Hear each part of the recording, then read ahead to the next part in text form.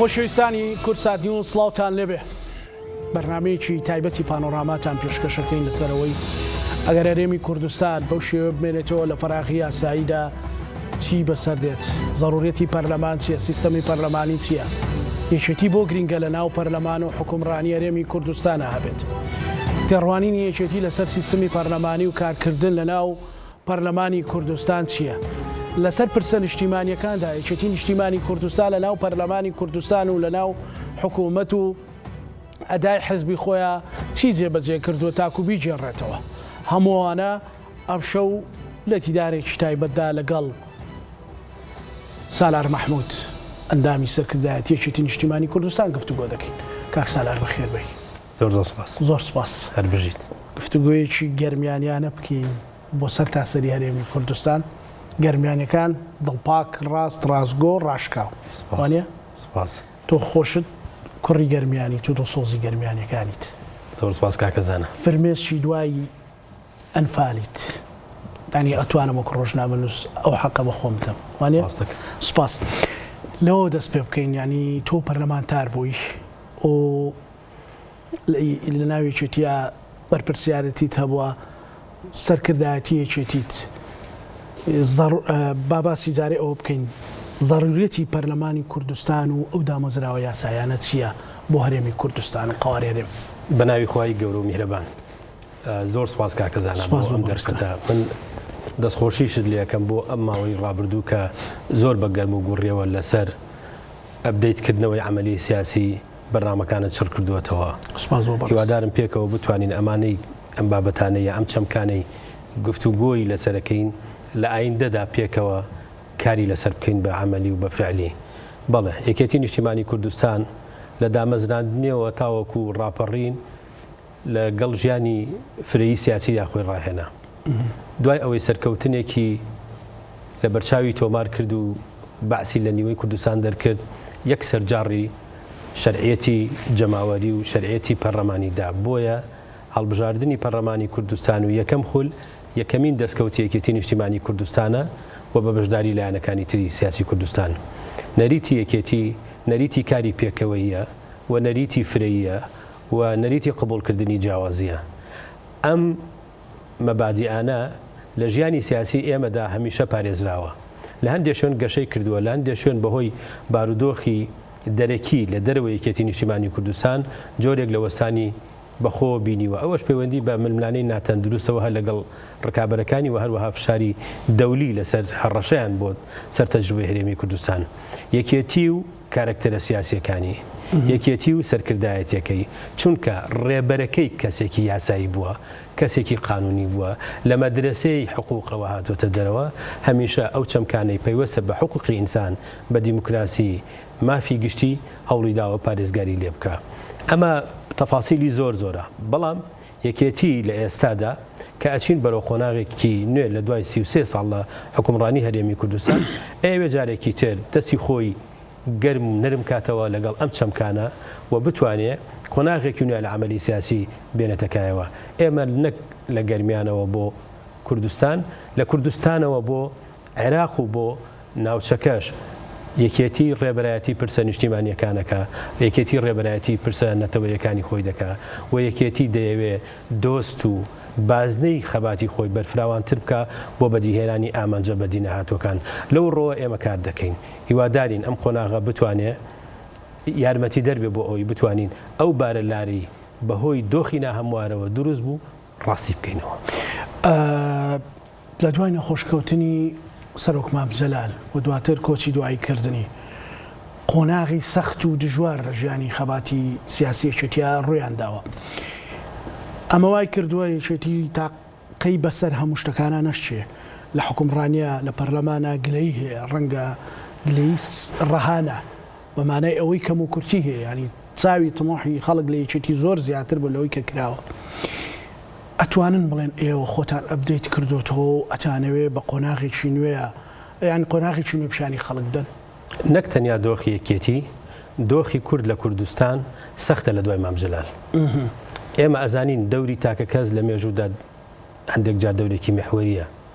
و دەگمەن هەڵەکەون کەسایەتێک بتوانن ڕۆڵی گەورە ببینن لە هەموو ئاستەکاندا. مام جەلال بە تاریخی خۆی، مام جەلال بە معریفەی خۆی، مام جەلال بە دنیابینی و واقعبینی خۆی بۆ پێشبینی بۆ ڕووداوەکان هەمیشە توانیوەتی پلاندا ڕژێکی باش بێ بۆ بەدیهێنانی ئامانجەکان. مام جەلال پیاوی کۆکەرەوە بوو. مام جەلال ئەو زاتە بوو کە ئێمەی فێری ئەوە کرد بتوانین لە نەهامەتیەکانە ئومێد دروست بکەین. بۆیە لە دوای مام جەلال دۆخی یەکێتی و دۆخی کوردستان تەنانەت دۆخی عێراقیش سەخت بوو و هەموو ئاڵۆزیەکان دەراوێشتەی دیارنەمانی مام جەلال بوو لە ساحەی سیاسی لە کوردستان و لە عێراق. بۆ ئێمە ئەرکەکە قورستر بوو، بەڵام تاریخی مام جەلال ڕێ و ڕێبازی مام جەلال ئیلهام بەخش بوو بۆ ئێمە بۆی بتوانین بە هەمان نەفەسەوە کار بکەین. ڕاستە دەوری تاکە کەس زۆر زۆر مهمە، بەڵام لە ڕاستیدا یەکێتی نیشتیمانی کوردستان ئەو یەکێتیە کە مام جەلال دەیگوت ئەگەر یەکێتی نەبایە مام جەلال نەبوو بە ڕئیسی عێراق. هەمووتان بیرتان نەچێ یەکێتی لە هەمومان گەورەترە و یەکێتیش بۆ خەڵک و یەکێتی بۆ ئایندەی کوردستان. جملەیەکی زۆر توانم بڵم لە پشتیەوە مەغزایەکی زۆر گەورە هەیە کە مام جەلال کە بانگەوازی بۆ کۆمەڵانی خەڵکی کوردستان نەکرد، ئەیوت کۆمەڵانی خەڵکی کوردستان یەکێتیەکەی خۆتان. ئەمە مەدرسە یەکێتیە، یەکێتی و خەڵک، یەکێتی و ڕایگشتی، یەکێتی و ملەتەکەمان، یەکێتی و مەسەلە چارە نووسازەکان، هەموو ئەوانە تێزی مام جەلال بوون. نەک ئێمە ئیدعا بکەین لە خەڵکەکە بەهێزترین، ئیدعا بکەین خەڵکەکە ئەبێ سوود لە ئێمە ببینێ، ئیدعا بکەین خەڵک ئەبێ وەسیلە بی و ئێمە ئامانجبین. نەخێر، یەکێتی بەونەوە دروست بوو کە کۆتایی بە حزبی قائیدێنا بە شخصی قائیدیش هێنا لە کوردستانە و نەریتێکی دانایەکێتی. بۆیە ئێستاکە ئێمە جەختەکەینەوە لەسەر ئەوەی کە هەموو ئەو ململانیانە و هەموو ئەو کەڵەکە بوونێ قەیرانانە ببینە کوێ؟ ببینە پەرلەمانی کوردستان و لەوێوە جیاوازیەکان تەرجەمە بکەین بۆ خزمەتی خەڵک بۆ بەردەوامبوونی عملی دیموکراسی. لە ڕابردۆ توانیوتانە مەسەلەن وەکو چۆن ئەڵێ کورد دەڵێ شتێک نیشان بن تاکو بیجێڕنەوە لە ناو پەرلەمانی کوردستانە لە حکومڕانیە، ئەنێگەر بەڕاشکاوی شتێک هەبێ بتەوێت بڵێن جێ دەستی یەکێتی تێدا دیار بوو دەست و خەتی ڕێباز و کاروانی پرسەروەریەکێتی تێدا بوو بێت. بەڵێ چەسپاندنی سیستەمی فیدراڵی لە کوردستان و عێراق کە نەخشە ڕێگای حکومڕانیە لە عێراق و کوردستانێکێتی نیشتیمانی ڕێبەرایەتی کردووە. بیرمانەتی ڕۆژگاری کەفەرە قانونیی لە دەوری قواری هەرێمی کوردستانە هیچێتی ڕۆڵی گەورەی هەبووە. کاتێک ئێمە قسە لەسەر تاریخەکەین و دەستکەوتەکانی تاریخ دەستکەوتەکانەکەین لە مێژوودا ئەبێ بچینەوە سەر سیاقی خۆی. ئێمە ڕکابەرێکی مێژوویمان هەیە لە کوردستان. ئەو سەردەمەی کە ئێمە شەڕی چەسپاندنی نیزامی فیدراڵیمانە کرد، خەڵکی تر بانگەشەی چەسپاندنی حکمی زاتیە کرد. ئەو دەمەی کە ئێمە شەڕمانە کرد بۆ چەسپاندنی قانونەکان کە ئازادی ڕۆژنامەگەری و ئازادی بەدەستهێنانی زانیاری و مافی خۆپشاندان و هەموو ئەو مەسەلانی کە پەیوەستە بە مافەکانی ژنان، قانونی توندوتیژی، بەرتەسکردنەوەی فرەژنی، هەموو ئەو دەستکەوتانەی کە ئێستاکە ئەگەر بمانەوێت ڕێزیکەین بەڕامەیەک و دوانی ئەوێ لە مەسەلەی پارچەکانی تری کوردستاندا ئێمە بووین پرۆژەی ناساندنی ڕۆژاوای کوردستانمان لە ناو پەرلەمانی کوردستان. بەڵێ ئێمە بووین شەڕی ئەوەمان کرد دەستورمان هەبێ، دەستور بچەسپێنین،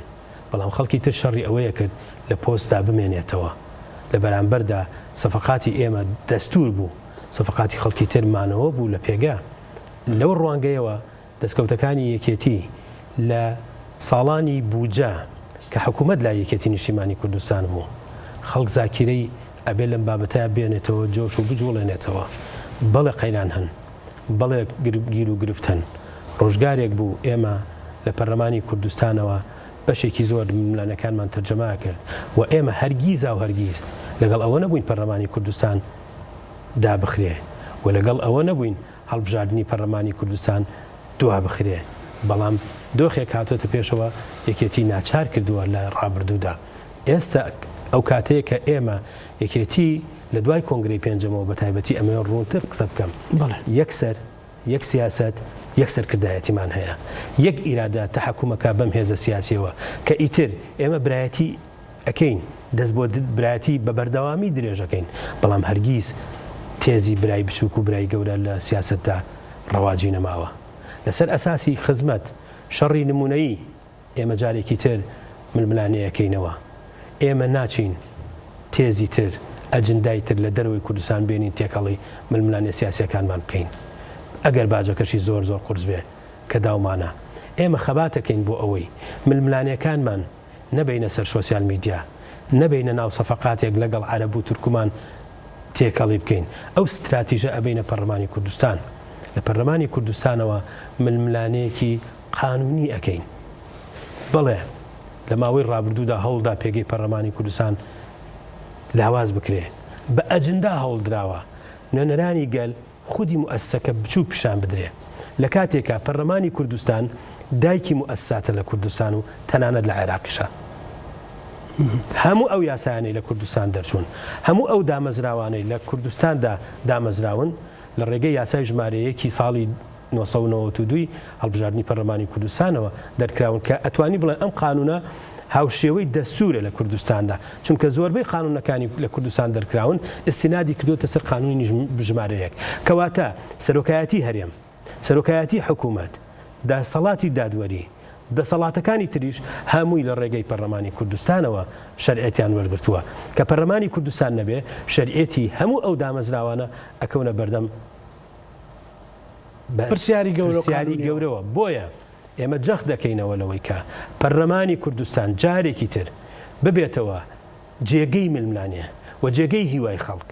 و جێگەی ئەو تموحەی کە خەڵکی کوردستان لە ساڵانی ڕابردووتر بەوەی هەبوو ئێمە بووین توانیمان ئۆپۆزیسیۆن لە کوردستان قبولکەین و ئۆپۆزیسیۆنیش چێتە پەرلەمان و دەستی لەگەڵ نەرم بکەین و گەرم بکەین ئەمانە هەموو ئەو دەستکەوتانن کە یەکێتی نیشتیمانی کوردستان بەشی شێری تابەرەکەوێ ئێمە ناڵین کەم و کوڕیمان نەبووە هەرگیز دەمانوتۆ بێکەم و کوڕی و بێغەڵ و خۆش بین بەڵام هەندێک جار زروفی مۆزوعی ڕێگەی نەداوە هەموو تێزەکانی خۆمان جێبەجێ بکەین ئێمەش لە تاریخدا لە ڕێگەی شۆڕش و ڕاپەڕینەوە هاتوین و تاریخێکی دوور و درێژمان لە حکومڕانی و دەسەڵات و هەڵبژاردن و خەباتی پەرلەمانی و گۆڕینی کابینەی حکوومەتەکان نەبووە ئێمە ڕاستە قۆناغی ساوایەتیمان تێپەڕان بەڵام کەلتوری حکومڕانی لێرە زۆر زۆر لاوازە و ئەم حکومڕانی ئێمە هەمان بووە هەمیشە کەڵپەی داگیرکەرانی کوردستانی لە بەردەمدا کراوەتەوە و هەروەها شۆڤێنەکان لە عێراقیش بۆیە ئەرکی یەکێتی نیشتیمانی کوردستان هەمیشە ئەرکێکی زۆر قورس بووە ئەو بەرپرسیارەتی یەکێتی نیشتیمانی کوردستان لە مێژووی خۆیدا لە ئەستۆی گرتووە لە ڕاستیدا هەر بە یەکێتی نیشتیمانی کوردستان ئەگرێ و لە ئایندەشدا هەر بە یەکێتی نیشتیمانی کوردستان لەگەڵ دۆستەکانی ئێمە هەوڵ دەدەین لە ئایندەدا ئەگەر ئینشاءالله هەڵبژاردننی پەرلەمانی کوردستان کرا بلۆکێکی بەهێز لەو تێزانەی کە هەمانە پێکەوە لەگەڵ لایەنەکانی تر دروستی بکەین بۆ ئەوەی بتوانین خزمەتی یەکێتی بۆ خزمەتی خەڵکی کوردستان بۆ ڕاستکردنەوەی ڕێڕەوی حکومڕانی بۆ ئەوەی حکوومەت بۆ لایەنێک و کەسێک بەکارنێنێ موئەسسات بۆ لایەنێک و کەسێک بەکارنێنێ عیلاقەیەکی تەزامونی لە نێوان حکوومەت و پەرلەمانە هەبێ هیچ حکوومەتێک لە دنیادا بە بێبوونی پەرلەمان شەرعێتی نییە و هیچ حکوومەتێک ناتوانێت شەرعێتی هەبێ و بەهێز بێ بە بێبوونی پەرلەمانێکی بەهێز ئەتوانن کاک سالار لە بەرامبەر ڕای گشتیان خەڵکی کوردستانە وەکو یەکێتیدان بۆ دابنین کە کەم و کورتیتان هەیە نەتان توانیوە یان واتان کردو بەهۆی جا هەر هۆکارێک بێ ڕەنگە خۆت باشتر هۆکارەکان تەوزیف بکەی وەک پێویست ئەوەی ئەجەندای یەکێتی نیشتیمانی کوردستان و پلان و بەرنامە و نەخشەڕێی یەکێتی نیشتیمانی کوردستانە لە حکومڕانیە لە پەرلەمانە جێبەجێکەن دانان بە هەڵە فەزیلەتە بەڵام بەردەوام بوون لەسەر هەڵە کارەساتە هەوڵ دەدەین بەردەوام نەبی لەسەر هەڵەکان هەوڵ دەدەین بەرچاومان ڕوونتر بێ ئەم جارە پەرلەمانی کوردستان بکەینە مەرجعی سیاسی و یاسایی بەفعلی بۆ پرسە چارە نووسازەکان بۆ نمونە ئەگەر هاتوو کەوتینە گفتوگۆ لەگەڵ بەغدا بۆ چارەسەرکردنی کێشەکان ئەو ئەجندایی کە حکوومەت دەیبا بۆ گفتوگۆ بە فیلتەری پەرلەمانی کوردستاندا تێپەڕێ ئەم جارە دەبێ ئێمە دەستورمان هەبێ چونکە لە دەستوری هەمیشەی عێراقدا هاتووە هەرێمی کوردستان ئستحقاقی ئەوەی هەیە مافی ئەوەی هەیە کە دەستوری خۆی هەبێ کە تۆ دەستوری خۆیت هەبوو فەسڵی بینی سڵۆتات قانونیەکان ئەم چەمکە باشە زانن یعنی جیاوازی بینی دەسەڵاتەکان فاسیلە لە بینی دەسەڵاتەکان دروست بێ هەرکەزانی ئیشی خۆی زۆر بەسان نەک دام و دەستگایەکی خوارەوەی حکوومەت لە وەزارەتی ناوخۆ ڕێگر بێ لە بەڕێوەچوونی کاروبارەکانی پەرلەمان یان یاساکانی پەرلەمانی کوردستان کە بە دڵنیاییەوە ئێمە سەدان یاسامان هەیە بەشی زۆری لەسەر ڕەفەکانی حکوومەت کەوتون جێبەجێ نابن یان بە ڕێنمایی کۆتوبەند کراون یان بە تعلیماتی لاوەکی لە ڕۆحی قانونەکە پوچەڵ کراوەتەوە هەموو ئەمانە من بەبیرم دێ زۆر شت یاسای ڕێکخراوە ناحکومیەکانمان دەرکرد فەرمانگەی ڕێکخراوە ناحکومیەکانمان دامەزان بۆ ئەوەی ڕێکخراوەکانی مجتەمەعی مەدەنی کە دەسەڵاتی پێنجەمەکەن لە کوردستاندا پێگەیان بەهێز بێت لە ڕێگەی فەندەوە پرۆژەیان بدرێتێ یارمەتیدەری دەسەڵاتە گشتەکان بن لە پرۆژە لە نووسینەوەی قانون لە جێبەجێکردنی ڕێنمایەکانی حکوومەت لە یارمەتیدانی وەزارەتەکان بەڵام ببزانە چی بەسەر هات هیچێکە لەو بنەمایانەوەکو خۆی نەماوە جارێکی تر تیمی بۆ دروستکران ناو ئەنجومەنی وەزیران و لە وەزارەتی ناوخۆ و لە نووسنگەی پەیوەندیەکانی دەرەوە هەموو یاساکە لە محتەوای خۆی بەتاڵ کرایەوە بڕیاری ئاعترافکردن بە ڕۆژاوای کوردستان بڕیارێکی زۆر چارە نووساز و گرنگ بوو لە ساتە وەختێکا دەرمان کرد کە هەموو خەڵکی کوردستان چاوی لە داستانەکانی کۆبانێ بوو بڕیارماندا هێزی پێشمەرگە بە قانون بچێ پشتیوانی ڕۆژاوای کوردستان بکە ڕۆژاوای کوردستان هێزێکی خۆڕسکی مەدەنی و دوجار لە مامەڵەکردندا نەخێر سنوورەکانیان بەڕوودا داخرا ئەو ئێمە نەبووین وەکێکێتی نیشتیمانی کوردستان دژی ئەو قانونە بۆسینەوە کە خۆمان دەنگمان پێدا کە ئەوانیش دەنگیان پێدا لەو ڕۆوە تەفاسیل زۆر زۆرە هیوادارین ئێمە ئەتوانن بای ئەوەشتان هەیە بیجۆڕنەوەی ڕایەوە گەر خوێنیش لە دەستتان ماتبێت ئێمە ناڵێن زۆر شتمان کرد لە بەڕەمان بەڵام یەکێتی نیشتیمانی کوردستان بە حکمی ئەوەی حزبێکە لەگەڵ خەباتی پەرلەمانیا ڕاهاتووە حزبێکە تەقەبولی ئەوەکە هەموو ململانەکان بینە پەرلەمان ئێمە ئەمانەوێ هەموو کێشەکانمان بەرینە پەرلەمان هەموو کێشەکان گەورە و بچوو لە سنوورەکانەوە لە ناوچە کوردستانەکانی دەروەی هەرێمەوە لە داهات و خەرجەوە لە کەیسی وەزارەتەکانەوە لە سێکتەرەکانی کشت و کاڵ بەنداوەکان خوێندنی باڵا پەروەردە هەموو ئەو مەسەلانەی پەیوەستە بە ژیانی خەڵکەوە پێویستە بچێتە پەرلەمانی کوردستان و پەرلەمان چوارچێوەی قانونی بۆ دابنێ و حکوومەت ئیلزام بکە جێبەجێ بکە و حکوومەت لە قۆناغی میزاجی کەسی و میزاجی تعلیماتی نادروست و پێچەوانە یاسا بچێتە دەرەوە ئەمە تێزی ئێمەیە و ئەمە تێزی ئێمە بووە بەڵام لە ژیانی سیاسی ئێمەدا بیرتان نەچێ هەموو قۆناغێک کە خەبات هاتوۆتە پێشەوە ترازان ڕوویداوە ململانەی سەخت و بەدیوێکە لەگەڵ هاوبەشەکەت و ناکۆکەکەت لە خەبات و سراعابووی بەڵام لەوش زۆنەشی کە پێگە سەرێکەکەی تۆیە پڕی بووە لە هێزی ئۆپۆزیسیۆن چۆن ئەتوانی ئیستیعابی ئەوە بکەی و باڵانسی بە ئەو باڵانسە ڕابگری لەگەڵ ئەم هێزە لەگەڵ ئەم تێزە خۆت بگونجێنی لە بەرامبەرە بەرپرسیارەتی حکوومەت و حکومڕانیش قبولکەی بۆیە پێویستەکە سوورەتەکە باش بخوێندرێتەوە بەڵێ ئێمە مێژومان هەیە بەڵێ ئێمە خاوەنی دەستکەوتەکانی مێژوین بەڵام یەکێتی نیشتیمانی کوردستان ئێستا ئەم قۆناغەوەکو ئۆتۆمبیلێکە بینێ لە پێشەوە پێویست بە سیرکردنی جامەکەی گەورەکەی پێشەوەیە تەنها ئەوەندە پێویستمان بە مێژووە وەکو ئاوێنەکە سەیری دواوەکەی بچووکترە ئاوێنە گەورەکە ئێستاەوە بۆ ئیلهام وەربگری بۆی ئاگا لە بەش خۆت بێت بەڵێ چۆن ڕابردوو لەبیر نەکەین بەڵام دەرسی لێ وەرگرین ئێمە لە ڕابردووی خۆمان شەرم ناکەین بە هیچ جۆرەیەکێتی نیشتیمانی کوردستان شەرم لە تێزە نیشتیمانی و نەتەوەیەکانی خۆی ناکە باش کاک سالار پێشۆی ئەمەوێ بۆ پانتایەکی زیاتری گفتوگۆکەمان بێ بەڵام ئەگەر گەنجێکی کوردستان بێتە بەردەمت بڵێ کاک سالار من کە دانەمەزرێم من کە بە حاڵی گوزەرانی وڵاتەکەم بێ خدەمات و جیاوازنیوان شار و شارۆچکەکان بێ من پەرلەمانم بۆ چییە؟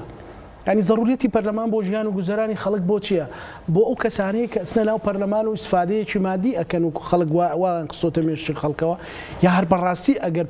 پەرلەمان بێ و ئەگەر مەسەلەن کاری خۆی بەباشی بکا و ڕێگری لێ نەکرێ ئەتوانێت چی بکە بۆ ژیانی خەڵک بۆ ئەو گەنجەی کە هەناسە ساردە بێ ئومێدە بەڕاستی پرسیارێکی بەجێیە هەموو بودجەی پەرلەمانی کوردستان ناکاتە بودجەی وەزارەتی ناوخۆ هەموو بودجەی پەرلەمانی کوردستان ناکاتە بودجەی وەزارەتی پێشمەرگە هەموو بودجەی پەرلەمانی کوردستان ناکاتە بودجەی وەزارەتی پەروەردە بۆیە هەندێک جار لە ڕابردوو لە ئێستەشدا لە سۆسیال میدیا و لە میدیاوە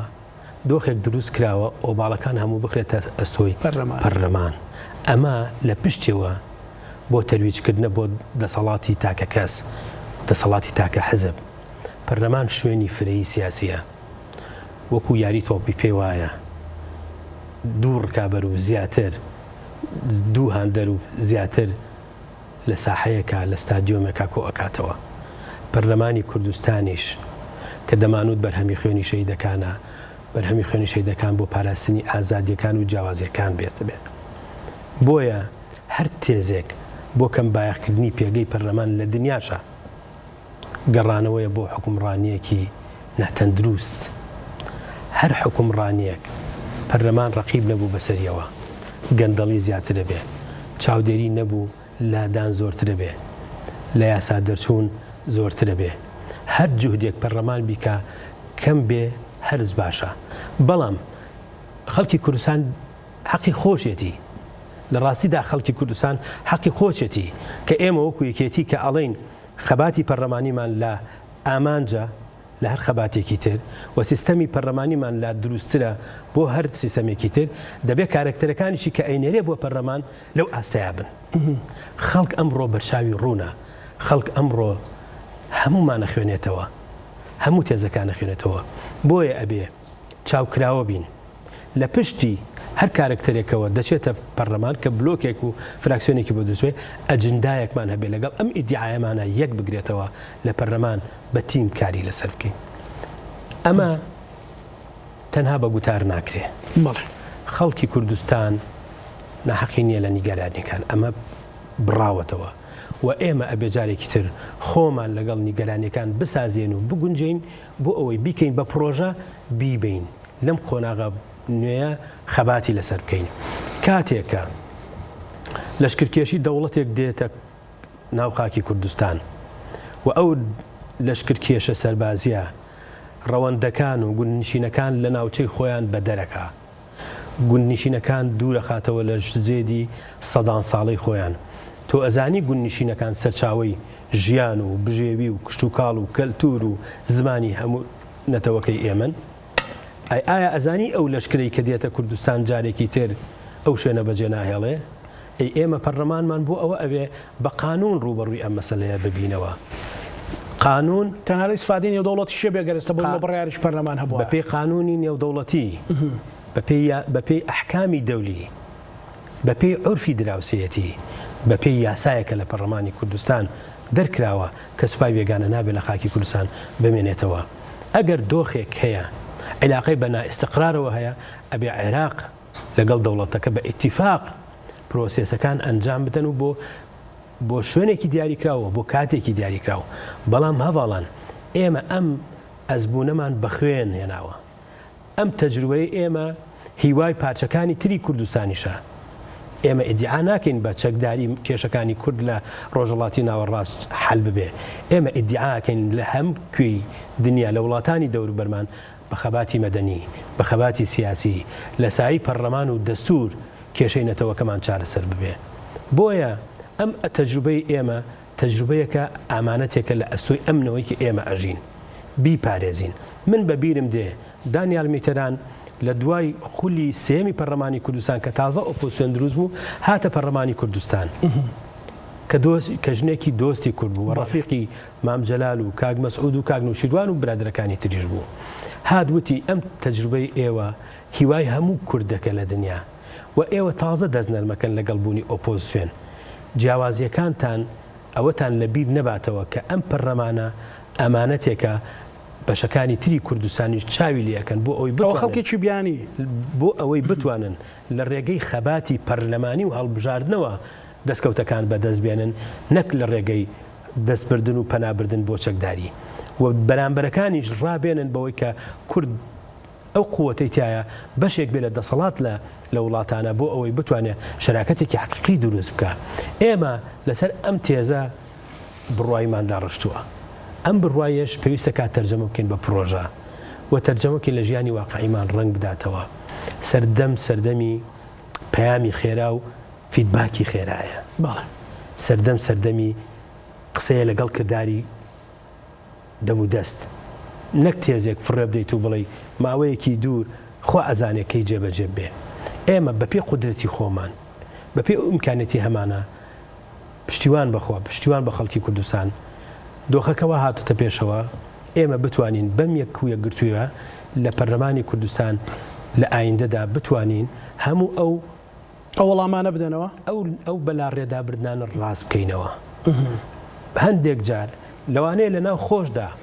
هەندێک لەسەر ئاسی تاکە کەس لە گۆمی لێڵا مەلەیان کردبێ سوودیان لە توانای مادی و معنەوی یەکێتی بردبێ بۆ لە سنووری ئێمە گەندەڵی نییە هەبووە لە هەزال ئاسەوارەکانی ماون هەموو ئەو دۆخە قەیراناوی بەسەر هەرێمی کوردستان داهاتووە لە دایکبووی 1-2 ساڵی ڕابردوو نین لە دایکبووی 10 ساڵ 15 ساڵی ڕابردوون پێویستی بە پرۆسێسە بە پرۆسێس دروست بووە خەریکە ئەبێ بە کەلتور ئەمە مەترسیە گەورەکەیە ئێمە ئەبێ زۆر بە خێرایی هەڵدەین ئەو کەلتورە تێک بشکێنین جارێکی تر بۆیە لە کۆمەڵێ زاویەوە ئەرکی قورسمان لە بەردەمدایە ئەمەوێ لەم بابەتەیە ئەوە بەرچاو بخەم وێنەکە بەم جۆرەیە ئێمە لەگەڵ لایەنەکانی تریش ئەگەر پێکەوە کۆک نەبین لە ئایندەیە نارەکانمان زۆرتر سوود دەبینین و ئێمە زەرمەند دەبین. ئەمڕۆ هەرێمی کوردستان و قوارەی هەرێمی کوردستان بە فعلی لە بەردەم مەترسیدایە مەترسیەکانیش بەشێکی لە ناو خۆن چونکە ململانەی ناتەن دروست تواناکانمان بەزای عەدەن بۆ ئەوەی داگیرکەرانی کوردستان شۆڤێنیەکان لە بەغدا شۆڤێنیەکان لە مەناطقی متەنازع زەفەرمان پێ بدەن تۆ بڕوانە لە کەرکووک کورد و کورد نەتوانێ بگا بە یەک ململانێ لەسەر ئەوە بێ پارێزگاری کەرکووک کورد نەبێ ئەمە مەگوناحێکی گەورەیە باش یعنی بەدەر لەو مۆزوعی کەوتت ئەو بابەتە و پرۆسێسە کە بە پرۆسێس کراوە بۆ بورە ڕێکەینەوە لە پەرلەمانی کوردستان پەرلەمان ئەگەر ئێوە و فراکسیۆنەکانی تربیانەوێ وەڵام دەرەوەی گەنجێکی گیرفان بەتاڵی شەبێ وەڵام دەرەوەی پرۆژە و خەدەماتی شەبێ ئەگەر بتوانێت مەسەلەن لە یاسایەکی بودجەی عادل و دادپەروەر مەسەلەن لە دامەزراندنێکی دادپەروەر نەک بە مەزاجی شخصی و کۆمەڵێشت خەڵک دابمەزرێ و مەسەلەن یان هەلیکاری بۆ بڕەخسێدرێ ئەتوانێت وەڵام دەرەوەی ئەوانەش بێت ئێمە دەستنیشانی هەڵەکان بکەین و بەرنامەی بۆ دابنین کە کاتی هەڵبژاردن و بانگەشەی هەڵبژاردن هات لەگەڵ خەڵ ڕوبەڕووبینەوە هەڵبژاردن بریتە لە خۆتاقیکردنەوە لە بەردەم خەڵکی کوردستان تا چەند متمانەت پێیەکە بە تێزەکانت بە کارکتەرەکانت بۆ ئەوەی کە چوونە پەرلەمان ئایا ئەتوانن ئەمە جێبەجێ بکەن تەرجەمە بکەن یاننا خەڵک ئەمڕۆ چاوکراوەترە بڕوایی تەبێ مجتەمەعی کوردستان مجتەمەعێکی پێشکەوتووە لەو بیئە سیاسی کە لە کوردستان هەیە واتە بیئەی مجتەمەعی ئێمە بیئە کۆمەڵایەتیەکەی ئێمە بۆ نمونە بازار لەگەڵ ئۆرگان پێشکەوتوترە ئێستا خوێندنەوەی بە ڕووداوەکان زیاترە ئەی پەرژێتە سەر قیرائی دروست ئێمە ئەبێ دەستمان کراوە بێ بۆ گۆڕانکاری بۆ گۆڕانکاریانەوە بچینە ناو دۆخە سیاسیە نوێکە هیوادارم ئێمە لە سێمان کەمتر لە سێمانگی تر کە ئەچی ناو دۆخێکی تازەوە هەڵدین ڕازگۆ ینی بەهار نێنی نێچۆکان ئەوەی پێمان ئەکرێ بە خەڵک بڵێن ئەوەمان پێ ئەکرێ دامەزراندنە پرۆژەیە لەسەر ئەساسی عەدالەت بێ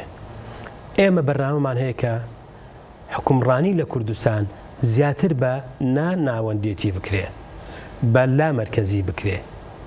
فیدراڵێت ئەمەیە و نەک پایتەخت وەکو سیاسی غەدر لە پارێزگای سلێمانی بکە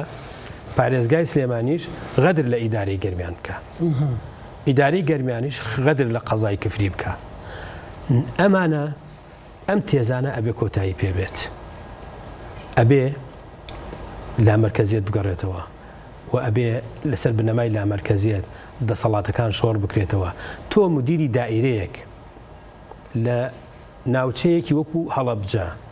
نەخێر شارە زۆر نەخێر شار باژێر لە ڕانیە نەتوانی بیگۆڕی لەسەر تۆ مەحسوبە بەڵام لەبەرەوەی وەزیرەکەی لە حزبی فڵانیە دەستەوەستان بۆ سی تاوەکو کابینە ئەگۆڕێ و لە بەرامبەریشە تۆ باجی هەڵەوکەم و کوڕەکانی بەڕێوەبەرێکە دەی لە هەمان کاتە جیاوازیەکانی ئێمە ئەم فرەیە لە بەڕێوەبردن لە پارێزگای سلێمانی و پارێزگای هەڵەبجە و ئیدارەی ڕاپەڕین و ئیدارەی گەرمیان جێگەی شانازیمانەوەکو یەکێتی بەڵام لە ڕاستیە ئایا پرسیار ئەوەیە بوو بەمایی بەهێزی حکومڕانی ئێمە زۆر کەگلەکەش دیسان دێتەوە سەری زۆر تێ ئەکۆشاین بۆ ئەوە لێرە فاسیلەیەک دروست بوو فاسیلەکە چییە؟ دەسەڵاتەکان شۆڕ نەکرانەوە هەموو خشتەکان لە وەزارەتەکانە قەتیسکران یعنی ئەکرێ بۆ گۆڕینی یادانان و گۆڕین و ئاڵوگۆڕی مەلایەکی ئاینی ئەبێ کۆبنەوەی دوو حزب بکرێت ئەبێ نا وەزیری ئەوقاف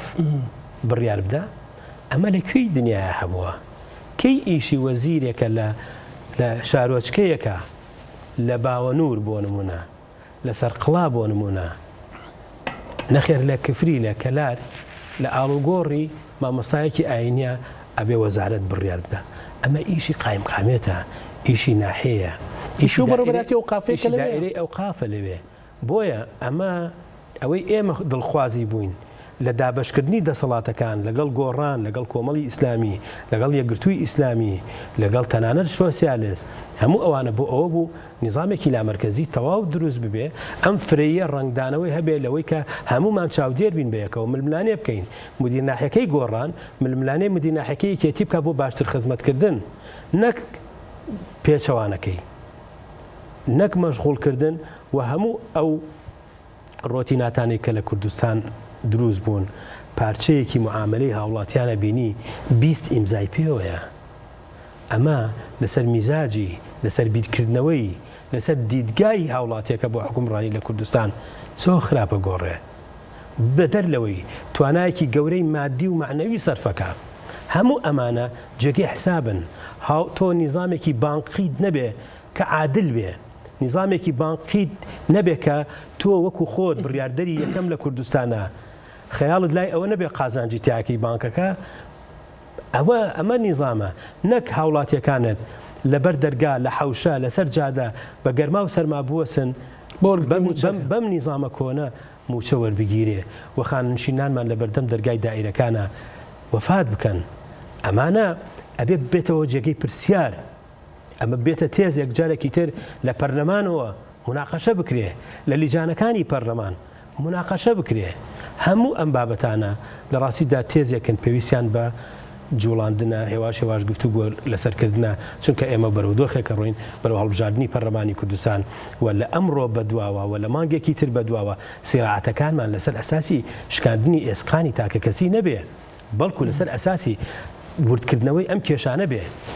پێویستمان بە بەرچاو ڕوونیە پێویستمان بە تێزەکانە بۆ ئەوەی بتوانین گفتوگۆیەکی باش دروستکەین ئەسڵەن خەباوی کاک سالار ببوورە ئەوەی کە ئێوە لە ناوێکی نیشتیمانی کوردستانە باسی ڕاستکردنەوەی ڕێڕە و یان ڕاستکردنەوەی ڕێڕەوی حکومڕانی ئەکەن ئەتوانم بڵێم ئەوەی کە بەشێکی لە تەفاسیلت پێیدا و لە دیتێڵی ئەو قسانی پێشوتا هەبوو بەشێکە لە ڕاستکردنەوەی ڕێڕە و وەتانەوە ئیشی بۆ بکەن بەڵام بەوە ناکە خەڵک بسڕنەوە بەڵکو بێن هەماهەنگی دروستکەن ئەو تێگەیشتە دروستکەن کە بێکەوە دەتوانین ئەوانە بکەین ڕاستکردنەوەی ڕێڕە و مەبەستان ئەوانەیان شتی دیکەشە کاکەزانە ڕاستکردنەوەی ڕێڕە هەم لە ناو خۆی خۆمان وەکو یەکێتی نیشتیمانی کوردستان هەم لەسەر ئاسی حکومڕانی من ئەندامی سەرکردایەتی یەکێتیم بەڵێ و چەند کۆنگرەیەکی پێشووتریشم بینیوە بەڵێ مبالەغە نییە کە لەم کۆنگرەیە زۆرترین گفتوگۆ لەسەر کێشەکانی خەڵکی کوردستان هەبوو دروست ئەم بابەتە عیلاقەی بە هەڵبژاردننی کێ ئەبێ بە سەرکردایەتی و کێ نابێ بە مەکتەبی سیاسی نەبوو بەشی زۆری کاتەکان نیقاش بوو لەسەر کەم و کوڕەکانی خۆمان لەسەر داڕشتنەوەی بەرنامە و پەیڕە و گونجاندنی لەگەڵ پێدەویستەکانی ئەم سەردەمەی خەڵکی کوردستان باسی گەرمیان و ئەنفالت کرد بڕۆن لە پرۆگرامی یەکێتی نیشتیمانی کوردستان ببینن بزان لە چەند بڕگا لە بنەما سەرێکەکاندا باسی خەبات بۆ پرسی جەنۆسایت ناساندنی ئەنفال کراوە بڕۆن بەراوردی کەن بە پەیڕەوی هەر حەزبێکی کوردستانی تر لە کوردستانی عێراق بۆیە ئەمە لە دەرەنجامی چیەوە بوو لە دەرەنجامی گفتوگۆیەکی دوور و درێژی چەند ڕۆژەی کۆنگرەی پێنجەمی یەکێتی نیشتیمانی کوردستان بوو کە ئێمە ئەو پەیڕۆ و پرۆگرامە بوو بە ئەساسی کارکردن کە باڵاترین دەسەڵاتە لە ناو حیزبە ئیشی لەسەر بکەین ئەمە بەشێک بوو لە ڕاستکردنەوەی ڕێڕەو بەشەکەی تریشی پەیوەستە بە حکومڕانیەوە کە ئێمە لە ڕاستیدا حکومڕانیەکەمان چەند ساڵێکە بەلا ڕێدا دەبرێ بۆ یەکێتی نیشتیمانی کوردستان هەر ناو و ماوەیەک بایکۆتی دانیشتنەکانی ئەنجومەنی وەزیران و حکوومەتیە کرد لەسەر ئەساسی حەسەی شخصی بوو حەسەی حزبی بوو یا لەسەر بنەمای تێگەیشتن و تێنەگەیشتن بوو لە تێزێک کە عیلاقەی بە پەیوەندی ئێمە و بەغداوە هەبوو لەسەر میکانیزمەکانی دۆزینەوەی چارەسەری موچەی فەرمانبەران و خانە نشینانەوە هەبوو لەسەر دەسەڵاتەکانەوە بوو شۆڕکردنەوەی دەسەڵاتەکان و شۆڕکردنەوە بۆ لا مەرکەزیەت و بۆ پارێزگاکان خۆ پارێزگاری سلێمانی داد و بێدادیەکرد لەسەر مەسەلەی دەسەڵاتەکانی پارێزگاری سلێمانی لە گۆڕان لە تام و دەستگاکانی تر هەموو ئەم بابەتانە لە ڕاستیدا تێزی ئێمەیە بۆ ڕاستکردنەوەی ڕێڕە و میکانیزمی دروستکردنەوەی پەیوەندی لەگەڵ حکوومەتی ئیتیحادی دەبێت لەسەر بنەمای ئەجندایەکی نیشتیمانی بێ کفرێکی گەورە بوو هەموو قووەتی ئێمە وەکو هەرێمی کوردستان بووە سەر ئەوەی کە ئێمە پارە لە بەغدا وەرگرین لە کاتێکە ئێمە دۆسیەی خاک وەکو ناوچە کوردستانیەکانی دەروێ هەرمەند دۆسیەی ناو وەکو ڕەمزی ئێمە کە پێشمەرگەیە و حەسەی پێشمەرگەیە وەکو نوێنەرایەتیکردن کە حەسەی ئێمە لە سەفارەتەکانی عێراق وەکو ناسنامە هەرە گەورەکەیە کە بەپێی قانونی دەولی تاوانە گۆڕە بە کۆمەڵەکان و قەرەبووی قوربانیەکانی ئەنفال و کیمیاباران و فەیلەکان و بارزانیەکان و هەڵەبجە و ئەوانی تر بوو کوا ئەمانە چووە چوارچەوەی بەرنمەیەکی سیاسی بۆ گفتوگۆکردن لە پێکێنانی حکوومەتی ئیتیحادی ئێستا هەمووی بۆتە سەر قایمەی موچە تەنانەت ئەمە بەرە بچووکرایەوە بۆ چونکە ئەو سەربەخۆی ئابووری کە لە سەرەتادا تۆ جۆرێک لە ئیدعا ئەکرا و هیوایەک پێ بوو زوو درکمان پێکرد کە ئەمە فەشەلی هێناوە ئەمە لە پشتیەوە سەفقاتە ئەمە ناچێتە بابی بەهێزی هەرێمی کوردستانەوە بەڵکو جارێکی تر ئەمان باتەوە بۆ بەردەست حکوومەتی ئیتیحادی بە بەهێزینە بەلاوازی عێراق دەوڵەتە کاکزانە دەوڵەتیش ئەڵێ کەروێش بە عەرەبا ناگرێ لە هیچ مەسەلەیەکا لە ئێمە خۆش نەبوون ئێمە تا بینەقاقامان خوێنماندا بۆ پاراستنی ئەم دەوڵەتە لە شەڕی داعش و لە هەرە جوامێرەکانی یەکێتی نیشتیمانی کوردستان و لایەنەکانی تریش بوون بە قوربانی بۆ پاراستنی بەغدا و کەرکووک و شنگال و شوێنەکانی تر بەڵام لە نەتیجە کەمی خایاند هیچ ئەوانیان لە بەرچاو نەگرت هاتن نیوەی خاکی کوردستانیان داگیر کرد هاتن ئستحقاقاتی ئێمەیان بڕی هاتن لە ئاستی نێودەوڵەتیە تەشویهی سومعی ئەزمونونەکەی ئێمەیان کرد و هەموو ئەم بابەتانە لە ڕاستیدا ئەبێ لای ئێمە ئەجندا بێ و خاڵی کۆکەرەوەی ئێمە و لایەنەکانی تر بێ لە ئایندەدا لە پەرلەمان بیکەینە استراتیژ ئەمانە بکەین بە استراتیژ گفتوگۆکانی پەرلەمان ببینە نیتاقێکی باڵاتر گفتوگۆیەک بن کە خەڵک کە گوێی لێبوو سوودمەند بێ لێی وەکو محازەراتی زانکۆ نەک بەداخەوە ئەو جەدەلە بێزەڵتەی کە بە تایبەتی لە خولی ڕابردوو بینیمان ئەو جەدەلە بێزەڵتەی کە لە ڕاستیدا خەڵکیشی ماندوو کرد و سوودیشی خەڵکی زۆرمان کواڵیتی زۆر مهمە کواڵیتی زۆر مهمە پێویستە کواڵیتی پەرلەمانیش بەهێزکەین بۆ ئەوەی بتوانین کواڵیتی حکوومەتیش بەهێز بێ هەموو ئەمانە تێزێکن بابەتگەلێکن لای ئێمە جێگەی قاشن یەکێتی لە دۆخی ئێستایدا مناقەشەی ئەم بابەتەکە بە گەرم و گوڕی مناقەشەی ئەم تێزاناکە ئەمەوێ ئەو چەند خولەکەی ماومانە باسی ڕۆڵی یەکێتی بکەم لە پرسە نیشتیمانیەکان ئەتوانی بڵێن یەکێتی ڕۆیشی گەش و سپی هەیە لەبارەی مەسەلەی پاڵپشتیکردن لە خەباتی کورد لە پارچەکانی دیکە و بە تایبەتیش لە دوای کۆنگرەی پێنجەوە مەسەلەن ئەدا و استراتیژی ئێوە و قیادەی یەکێتی چییە بۆ پرسە نیشتیمانیەکان چونکە ئەگەر هەموو چەند هەڕەشەکانیش گەورە بن بەڵام بابەتێک هەیە کە پێویترێت مەسلەی نەتەوایەتی خەڵک لە تاریخەوە تا ئەمڕۆژ خۆی لەسەر بەکوشتنەدات بە تایبەتی لە ڕۆژەڵاتی ناوەڕاست ئەگەر لە ئەوروپا پاشا مەسەلەن هەندێک کاڵ بۆ بێتەوە تێوانین یەکێتی چیە بۆ ئەمە یەکێتی خەباتی سیاسی لە کوردستانی عێراق چوارچێوەیەکێ دەستوری عێراق دیاری کردووە هەرێمی کوردستانە بەڵام وەکو دڵمان لای هەموو کوردێکە لە هەر بەشێکی کوردستان لە هەموو دنیا بۆ ئەوەی غەدری لێ نەکرێ و مافی نەخورێ وەکو هاوڵاتیەک لەناو لە چوارچێوی وڵاتەکەی خۆیانە ممارەسەی ناسنامەی مەدەنی و نیشتیمانی و نەتەوەی خۆیان بکەن یەکێتی لەسەر ئەم تێزە هەرگیز شەرمی نەکردووە لە سەردەمی شاغ بوو بە هێزی پشتیوان ناسراوین لە سەردەمی شاریش دوو حکومڕانی هەرێمی کوردستانە هەر هیچ نەبێت دەستوەردان ناکەن لە پارچەکانی تری کوردستان ئەمەمان بۆ ماوەتەوە لە هەر کوێ لە ڕووی مەدەنی و سیاسیەوە پێویست بە ئێمە بوو بێ قسەی خێرمان کردووە دەوڵەتەکانمان بینی بێ هێزەکانی ترمان بینی بێ لەگەڵ ئەوە بووین حیوار گفتوگۆ ڕێگا چارەی مەسەلەکانە نەبووین بە بەشێک دۆخێک لە مێژوودا چەند دۆخێکی نەخوازرا و هەبوون ئەو لاپەڕانە هەڵ نادێنەوە بەڵام یەکێتی لە مەسەلانەدا باجی داوە ئێستش باش دەدا هەر بۆیە هەندێک تۆمەت کە لە مێژوودا بەر خەڵکی تر کەوتووە ناتوانن بە باڵایەکێتی نیشتیمانی کوردستانیا دای بڕن یەکێتی سەبارەت بە دۆخی کەرکووک کە لە دوای ڕیفراندۆم وای بەسەر هات و ئەو هەموو ناو ناتۆریان بە باڵایەکێتی دادا خەڵکی کەرکووک وڵامەکەی دانەوە لە 18/12/2023 کە ئێستا یەکێتی حزبی ڕقەمیەکە لە کەرکووک و لە مووسڵ و لە خورمات و لە خانەقین هەم بە کورسی هەم بە دەنگ بەڵام ئەوە پرسێکی نیشتیمانیە ئەبێ قسەی لەسەر بکرێ بۆچی هەموو پارێزگاکانی عێراق پارێزگاریان هەڵبژار لە کەرکووک عەرقە لە دروستەکرێ برایان لە پارتی بۆ نایەنە پێشەوە پێش ئەوەی دەستخەنە دەستی هەر کەسێکی تر پێویستە دەستخەنە دەست لە خراپیەکیان لە نیشتیمانی بوونی ئەو هێزەی کە 6 کورسی هەیە وەرە لەگەڵ بە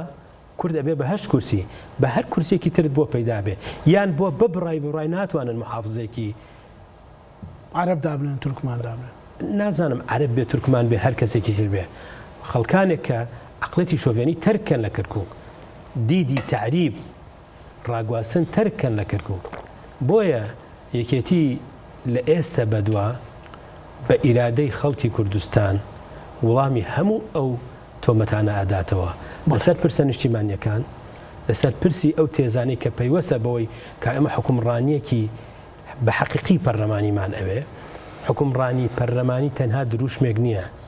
علاقەی بە فرەیی سیاسیەوە هەیە بە بەهێزی حکومڕانیەوە هەیە بە دروستکردنی ئەجندا و استراتیژەوە هەیە بۆ گفتوگۆ لەگەڵ بەغدا بۆ گەڕانەوە بۆ خەڵک بۆ ئیرادەی خەڵک هەموو ئەم تێزانە لە ڕاستیدا پێویستی بە جیلێکی نوێی حکومڕانیشە لە ناوێکێتی لێتی نەشارمەوە ئەو جیلە نوێ پەیدا بووە لە ئاستی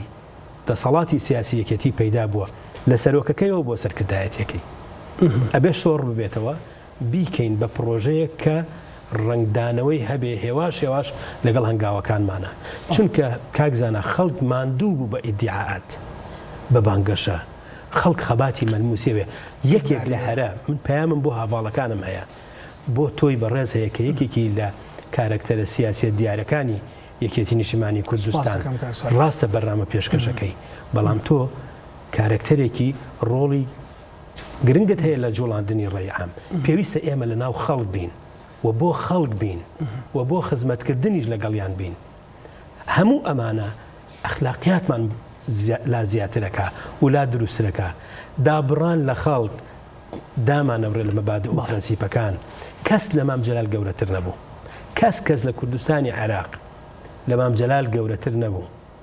بڕوانامەی تەجروبەی عیلاقاتی دەوری ئیمکانێتی مادی و معنەوی بەڵام هەمیشە مام جەلال بەو هەموو تەمەنەشەوە کە ڕێی جمهور بوو هەموو جارێک خەڵکی کۆ ئەکردەوە چین و توێژەکانی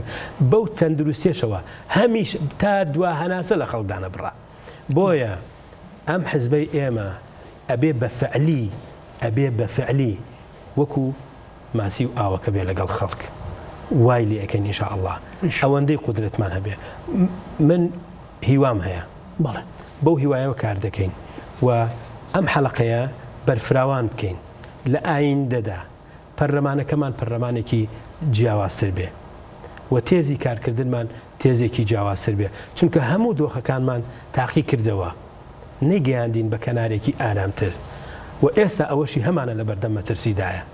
ئەوەی هەیە بە فەعلی لە بەردەم مەترسیدایە پەرلەمانی کوردستان چقلی چاوی داگیرکەرانی کوردستانە و بۆچی ناهێڵن 2 ساڵ 3 ساڵە هەڵبژاردننی پەرلەمانی کوردستان بکرێ تۆ پێت وایە عێراق زۆر سوور و زۆر پێی خۆشە هەڵبژاردننی پەرلەمانی کوردستان دڵنیا بە بەشێکیان نا بەشێکیان پێیان خۆشە دەلاقەی عیلاقەی نێوان ئێمە و پارتی و لایەنەکانی زۆرتر بێ بۆی موئەسسات نەمێنێ کاکە ئەم پەرلەمانە دایکی دامەزراوەکانی کوردستان و عێراقیشە دەبێت جارێکی تر لە ڕێگەی پەرلەمانەوە ڕاڕەوەکە ڕاستکەینەوە. زۆر سپاس بۆ بەڕێز سالار مەحموود ئەندامی سەرکردایەتێکی نیشتیمانی کوردستان سپاس بۆ دیدار سپاس بۆ بەڕێستان بینەرانی خۆشەویست لەگەڵ هاوکارانم بەیەکەوە پانۆڕامای ئەم شەومان پێشکەشکردن هەموو لایەکتانەبانەتی خوای گەورە بن خواتان لەگەڵ.